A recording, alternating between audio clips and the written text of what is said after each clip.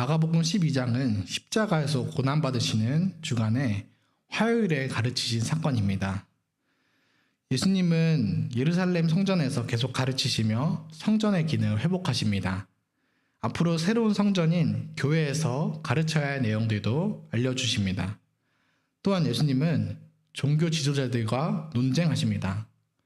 첫째로 포도원 비유를 하시는데 이 말씀은 바로 앞 11장에서 예수님의 권위에 도전하던 대제사장들과 서기관들과 장로들에게 하신 말씀입니다. 1절부터 12절입니다. 포도원 주인이 왕위를 받기 위해서 자기 포도원을 농부들에게 빌려주고 다른 나라로 떠나갔습니다. 포도원 주인은 하나님 아버지를 나타냅니다. 주인은 다른 나라에 있으면서 농부가 수확한 것을 받기 위해서 종들을 보냈습니다. 종들은 하나님께서 보내신 구약의 선지자들을 말합니다. 하나님은 가나안 땅을 포도원으로 삼고 백성들에게 맡겨주신 것입니다. 백성이 그 땅에서 바르게 예배하고 또 서로 사랑하는 열매를 내는 것을 기대하셨습니다. 하지만 그들은 주인이 보낸 그 종들을 때리고 죽였습니다. 포도원 주인은 모든 종을 다 보내고 마지막으로 자신의 아들을 보냈습니다. 사람들은 그 아들이 포도원의 상속자라는 것을 알고 있었습니다. 그래서 그 땅을 통째로 갖기 위해서 그 아들을 죽이고 포도원 밖으로 던져버렸습니다. 분명 포도원의 주인이 돌아올 것임에도 농부들은 잘못을 저질러 버렸습니다. 예수님은 이 비유를 통해서 자신이 3일 후에 예루살렘 성 밖에서 십자가의 죽음을 당할 것을 말씀하셨습니다. 예수님은 시편 118편에 나오는 건축자의 버린 돌이 모퉁이 머릿돌이 되었다는 말씀을 인용하여 말씀하십니다. 대제사장과 서기관들은 이 비유가 자신들을 가리켜 한 말인 줄 알아챘습니다. 그리고 예수님을 죽일 계획을 진행합니다. 이 시편은 이스라엘 백성이 메시아를 기다리면서 유월절에 부르던 찬송이었습니다. 그때가 유월절이었기 때문에 대제사장들과 또 바리새인들도 이 시편을 불렀을 것입니다. 이 시편 찬송은 원래 전쟁에서 죽을 고비를 넘기면서 승리하고 살아 돌아온 것에 그 왕에 대해 하나님께 찬양하는 시편입니다. 건축자의 버린 돌은 적에 의해 짓밟히고 죽듯이 고생한 그 왕을 가리킵니다. 이틀 전 예수님께서 나귀를 타고 예루살렘에 입성하실 때 군중들과 제자들은 예수님이 메시아라는 것을 인정하면서 시편으로 찬양했습니다. 호산나 찬송하리로다 주의 이름으로 오시는 이여. 이 또한 시편 118편에 나오는 내용입니다. 제자들은 승리의 부분을 노래하면서도 고난의 부분에 대해서는 빼먹었습니다. 예수님은 같은 찬송에서 그리스도의 고난을 묵상합니다. 십자가의 고난을 준비하십니다. 사람들에게도 고난받는 메시아에 대해서 가르치고 계십니다. 그리스도께서도 먼저 죽으시고 부활하여 교회를 세우시고 교회의 찬양을 받으실 것을 예언합니다. 우리는 부활하신 그리스도를 주님으로 고백합시다.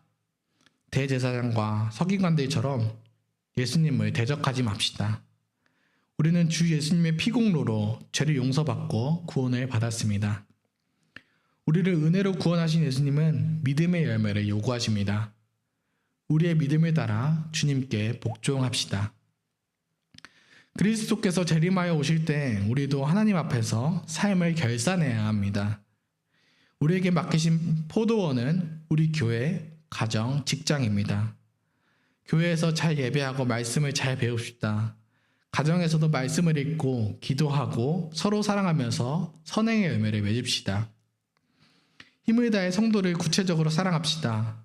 직장에서도 사회에서도 말씀에 따라 사랑과 선행의 열매를 맺읍시다. 예수님의 제자로서 사랑의 열매를 맺기 위해서 우리도 건축자의 버린 돌처럼 고난을 받습니다. 사랑의 수고를 하고 보상을 바라지 않는 것이 작은 고난입니다. 애매하게 비난을 받아도 서로의 유익을 위해 필요하다면 없었던 일처럼 그냥 넘어가도록 합시다.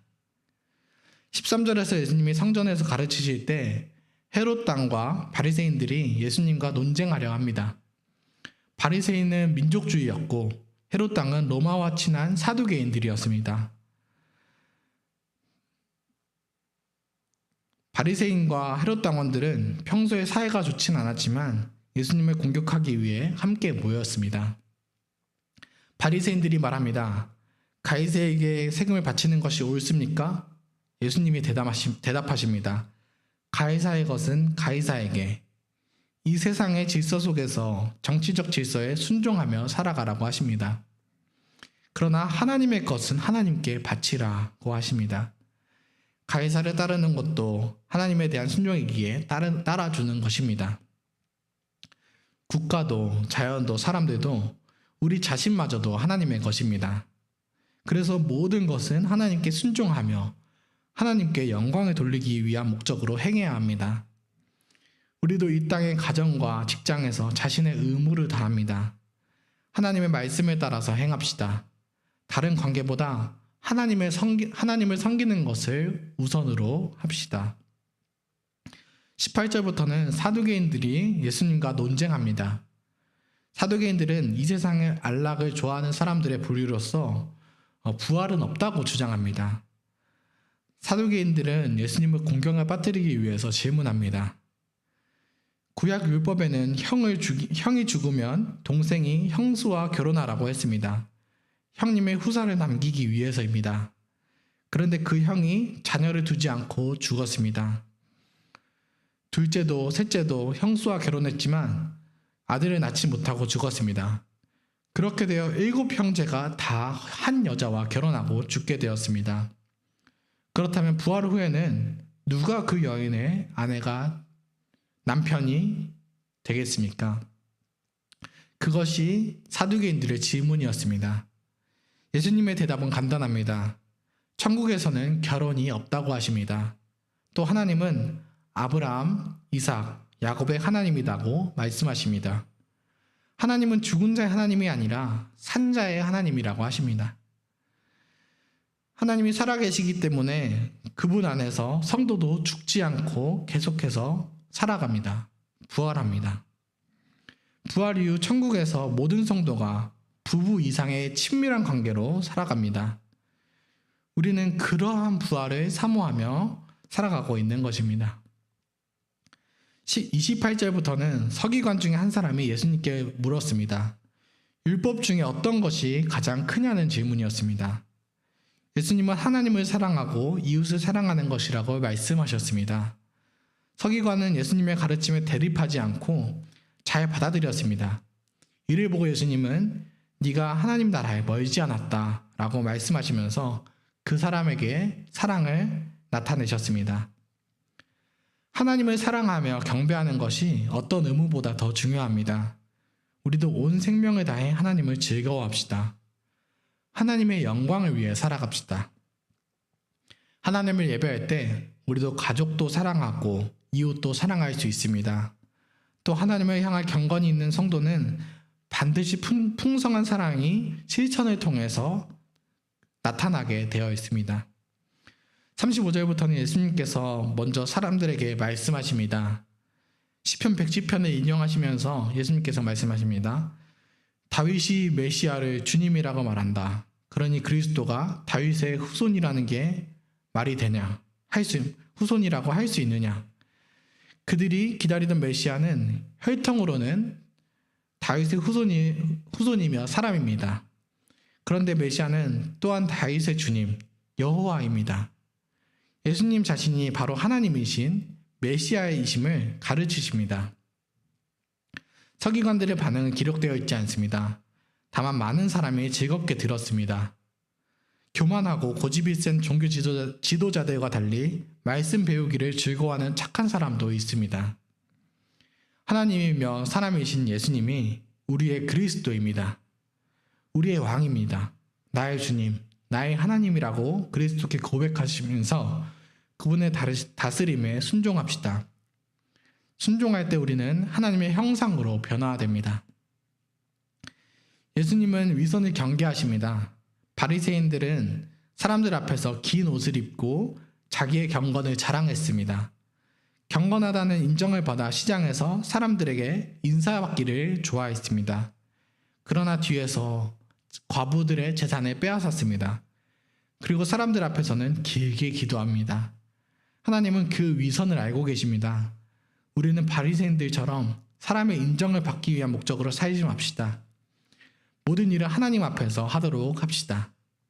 그렇게 가르치실 때 가난한 과부가 2렙돈을 헌금하는 것을 예수님을 보셨습니다. 일반적으로는 아주 적은 돈이었지만 그 헌금은 그녀가 할 수 있는 가장 큰 액수였습니다. 주님은 그 과부의 헌신을 알고 인정해 주십니다. 생활이 어려워서 많은 헌금을 하지 못해도 우리의 재정 범위 안에서 힘껏 헌금할 때 하나님은 우리의 헌신을 알아주십니다.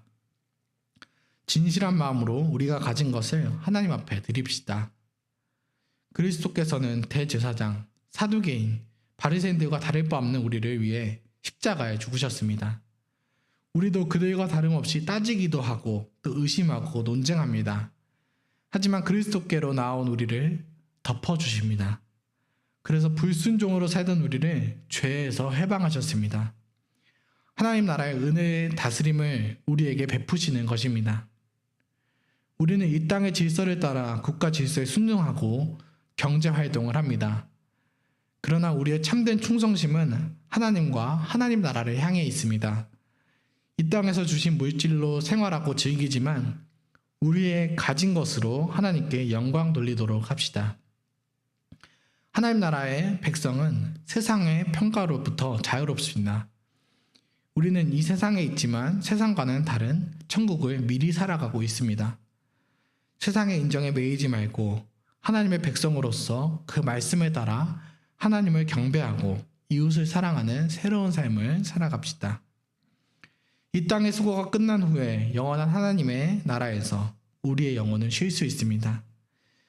예수님이 재림하실 때 우리의 몸이 부활하여 새 하늘과 새 땅에서 살게 될 것입니다. 그날을 소망합시다. 함께 기도하겠습니다.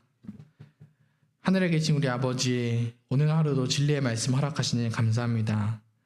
존귀하신 하나님의 아들 예수님께서 건축자의 버린 돌이 되어 이 땅에서 고난받으시고 교회의 머릿돌이 되어주셨습니다. 저희는 하나님의 영광을 찬송하지만 그 고난은 참여하기를 버거워합니다. 주님께서 십자가의 고난을 주셨기 때문에 저희가 죄로 인한 고난은 받지 않게 하시고 말씀에 순종하여 받게 되는 그 고난에는 기꺼이 따르게 하여 주시옵소서. 삼위 하나님으로부터 그 사랑의 열매를 맺는 성도들이 늘어나게 하여 주시옵소서. 그 사랑의 열매를 맺은 저희를 통해서 이 땅에 그 하나님의 사랑이 전해지게 하여 주시옵소서. 가정과 직장에서도 사랑의 열매를 맺는 성도들이 계속해서 늘어나게 하여 주시옵소서. 국가도 자연도 사람들도 모두 하나님의 것입니다. 하나님께서 모든 것을 통해 영광을 받아주시옵소서.